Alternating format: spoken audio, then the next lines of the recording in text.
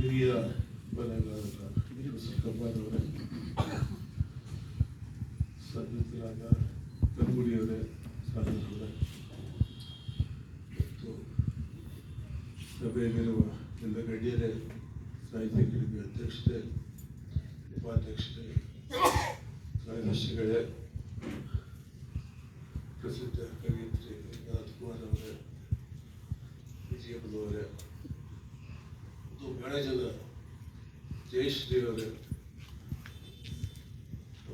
ಜಯಶ್ರೀ ಬಹಳ ಒಳ್ಳೆ ಬರಹಗಾರ್ತಿ, ಕಬ್ಬಾರ ಮಗಳಿಂದಲೂ ಕೂಡ ಬಹಳ ಒಳ್ಳೆ ಬರಹಗಾರ್ತಿ. ಇಲ್ಲಿ ನಾಗೇಶ್ವರ ಸ್ವಾಮೀಜಿಗಳು, ಸುಬೋಧ್ ಸರ್ಕಾರ ಅವರೇ, ರಾಮನವರೇ, ಇದು ಒಂದು ವಿಶೇಷವಾದ ಸಂದರ್ಭ. ಸಾಹಿತ್ಯ ಅಕಾಡೆಮಿಯ ಅತ್ಯುನ್ನತವಾದ ಒಂದು ಗೌರವ ನಮ್ಮ ಅತ್ಯಂತ ಹಿರಿಯ ಬರಹಗಾರರಿಗೆ ನೀಡಲಾಗಿದೆ. ಇದು ಕೇವಲ ಕಬ್ಬಾರರಿಗೆ ಸಿಕ್ಕಿದ ಗೌರವವಲ್ಲ, ಕನ್ನಡ ಭಾಷೆಗೆ ಸಿಕ್ಕಿದ ಗೌರವ. ನಮ್ಮ ಕಾರ್ಯದರ್ಶಿಗಳು ಹೇಳಿದ ಹಾಗೆ 120 ಸ್ಥಳಗಳಲ್ಲಿ 10 ಜನ ಕನ್ನಡದವರು 10ನೆಯ ಸ್ಥಾನಕ್ಕೆ ಮುಟ್ಟಿದಂತೆ ಕಬ್ಬಾರರವರು ಆಯ್ಕೆ.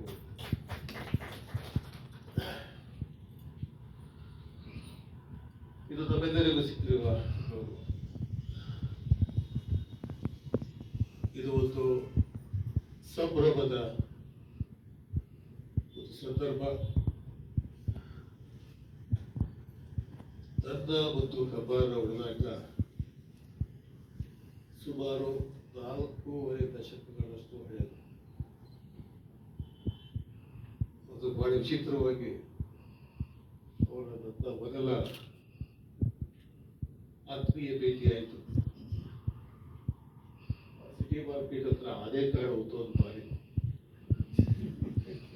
ಎಲ್ಲ ಕರ್ಕೊಂಡು ಹೋದ್ರು. ಇಂತ ಗೊತ್ತಾಗ್ಬೇಕು ಅನ್ಸುತ್ತೆ, ಯಾಕೆ ಸರ್ ಅಂತೆ ಅಷ್ಟೊಂದು ಪದ್ಯ ಬರೀತಿ ಅಂತ ಹೇಳೋದು. ಈ ರೀತಿ ನಮ್ಮ ಅವರ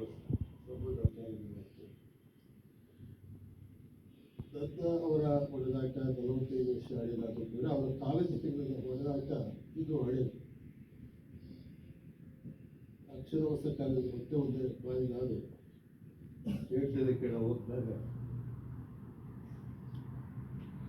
ತಿರುಗೇರ ಹೊಸಸೆಟ್ಟಿ ಹಾಗ ಓಡಿಯ ತಿರುವು ತೆರೆದ ಕಟ್ಟು ಬೆಳೆದ ತಲೆಬಾಗಿಲ ಒಟ್ಟಾಗ ಆಡುವ ಚಿತ್ತಾರ ಗಿರಿಗುಟ್ಟು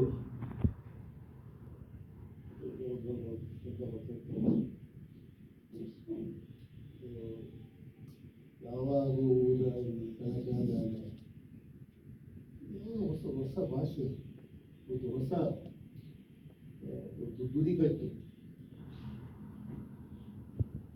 ಆಮೇಲೆ ಕಬ್ಬಾರರ ಕಾವ್ಯದ ಬಗ್ಗೆ ಹಲವು ಗ್ರಂಥಗಳಲ್ಲಿ ನಾನು ಬರಿತಾ ಬಂದಿದ್ದೇನೆ. ಅವರ ಬರಹದಿಂದ ನಾನು ಸಾಕಷ್ಟು ಕಲ್ತಿದ್ದೆ. ಕಲ್ತಿದ್ದರೂ ಅವರು ಒಂದೆರಡು ಸಣ್ಣ ಪುಟ್ಟ ಕಲ್ತಿರ್ಬೋದು.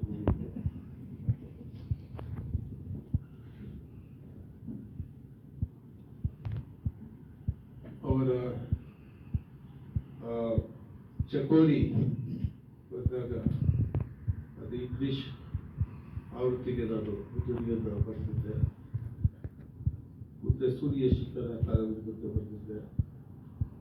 ಅನೇಕ ಬಾರಿ ಅವರ ಕವಿತೆಗಳ ಬಗ್ಗೆ ನಾನು ಮಾತಾಡಿದ್ದು.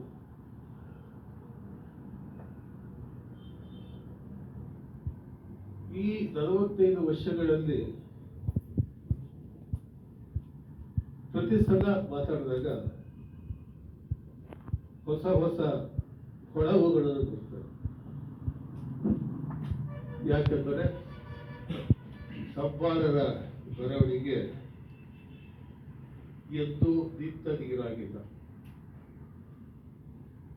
ನಮ್ಮಲ್ಲಿ ಬಹುತೇಕ ನವಿಯ ಬರಹಗಾರರು ಯಾವ ಥರ ಅಂದರೆ, ಮರಾಠಿ ಕವಿ ದಿವ್ಯಾ ಕಾರಿದ್ದೀಕರ್ ಅಂತ ಒಬ್ಬರು ಬಹಳ ದೊಡ್ಡ ಕವಿ. ಅವರು ಒಂದು ಹೊಸ ಕಾವ್ಯ ಪ್ರಕಾರದ ಶುರು ನಿರೂಪಿಕಾ ಅಂತ ಅವರು ಒಂದು ಕವಿತೆಯಲ್ಲಿ ಬರೀತಾರೆ. ಅವನು ಯುವಕನಾಗಿದ್ದಾಗ ಅರಬ್ಬಿ ಸಮುದ್ರದಲ್ಲಿ ಒದ್ದಾ ಮಾಡಿದ. ಉಳಿದ ಆಯುಷ್ಯವನ್ನು ತೀರಿದ ಬಟ್ಟೆ ಇರುವುದನ್ನು ಅಳೆಯುತ್ತಾ ಕಳೆದ. ಅನೇಕ ಜನ ನವ್ಯ ಸಾಹಿತ್ಯದಲ್ಲಿ ನೋಡಿದಾಗ ಅವರ ಮೊದಲ ಘಟ್ಟದ ಕೃತಿಗೂ ಆಮೇಲೆ ಮುಂದೆ ಬರೆದಿದ್ದಕ್ಕೂ ಅಂತ ದೊಡ್ಡ ವ್ಯತ್ಯಾಸ ಕಾಣಲ್ಲ. ಬಹುಶಃ ಇದು ಆಧುನಿಕ ಸಾಹಿತ್ಯದ ಕರ್ಮ. ಮೆಕ್ಸಿಕನ್ ಕವಿ ವಿಮರ್ಶಕ ಅಕ್ಟೇವಿಯೋ ಪಾಸ್ ಆಧುನಿಕತೆಯಿಂದ ಎಗೋಟೆಸ್ಟಿಕಲ್ ಸಪ್ಲೈವ್ ಅಂತ ಕರೀತಾರೆ. ಇದು ಅಹಂಕಾರದ ಪರಮಾವಧಿ. ಪ್ರತಿಯೊಬ್ಬ ಬರಹಗಾರ ಒಂದು ಶೈಲಿಯನ್ನ ತಯಾರು ಮಾಡ್ಕೊತಾರೆ. ಅದೇ ದೋಸೆ ಭಕ್ಷಕರಿಗೆ ಮಾಡ್ತಾರೆ. ಆದರೆ ಕಂಬಾರರು ಒಂದು ಶೈಲಿಯಲ್ಲ, ಅನೇಕ ಶೈಲಿಗಳನ್ನು ತಮ್ಮದಾಗಿಸ್ತಾರೆ.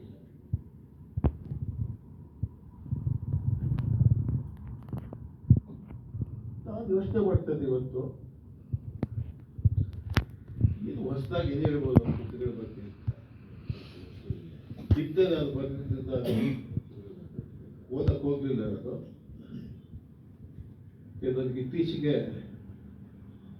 ನೆನಪಿನ ಬಗ್ಗೆ ನಂಬಿಕೆ ಹೋಗ್ತಾ ಇದೆ. ನೆನಪು ಕಡಿಮೆ ಆಗ್ತದೆ ನಂಬಿಕೆ ಹೋಗ್ತಾ ಇದೆ. ಯಾಕೆ ಸೃಜನಶೀಲತೆ ನೆನಪಿನಿಂದ ಬರುವುದಲ್ಲ ಅಂತ ನನಗೆ ಖಾತ್ರಿಯಾಗಿದೆ. ಅದರಿಂದ ಹಿಂದಿನ ಬಂದ ಎಲ್ಲವನ್ನು ಮರೆತು ಯೋಚನೆ ಮಾಡಿದಾಗ ನಾನು ಮತ್ತೆ ಕಂಬಾರ ಕೃತಿಗಳು ಓದಕ್ಕಾಗಿಲ್ಲ. ಕೆಲವರಿಗೆ ಈ ಕಾರ್ಯಕ್ರಮದ ಬಗ್ಗೆ ಗೊತ್ತಾಗಿತ್ತು. ನಮ್ಮ ಶ್ರೀನಿವಾಸ ಅವರು ಓದಿರ್ತಕ್ಕಂಥ ಗೊತ್ತಿರಲಿಲ್ಲ. ನಿತ್ಯ ಓದಿದ ಅನುಭವದ ಮೇಲೆ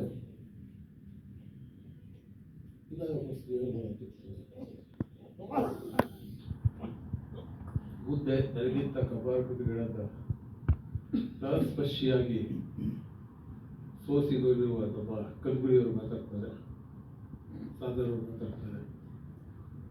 ಅವರು ಮಾತಾಡುವುದು ನಾನು ಮಾತಾಡೋದು ಪೂರಕವಾಗಿರ್ತದೆ.